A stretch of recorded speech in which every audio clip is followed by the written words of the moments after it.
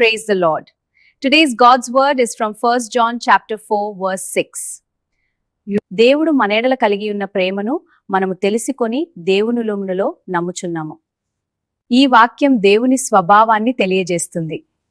దేవుడు ప్రేమ స్వరూపుడు. దేవునితో నిజమైన సంబంధం కలిగి ఉండాలంటే మనలో ఉన్న జీతము ప్రేమతో నిలింటాది. దేవుడు ప్రేమయే. ప్రేమలో నిలిచి ఉండువాడు దేవునిలో నిలిచి ఉండును, దేవుడు అతనిలో నిలిచి ఉండును. ప్రేమ ఉన్న చోట దేవుడు ఉంటాడు. ద్వేషం, కోపం, అసూయలను విడిచిపెట్టి ప్రేమలో నడిచినప్పుడు దేవుడు మనలో నివసిస్తాడు. కుటుంబ సభ్యులను ప్రేమించండి. మనకు అపకారం చేసిన వారిని క్షమించండి. అవసరంలో ఉన్న వారికి సహాయం చేయండి.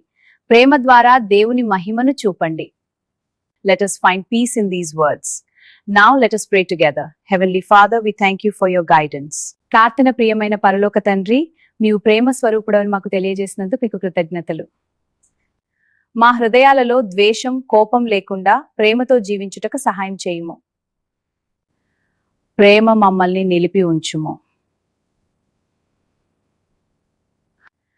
ప్రేమలో మా హృదయాలలో ద్వేషం, కోపం లేకుండా ప్రేమతో జీవించుటకు సహాయం చేయుము.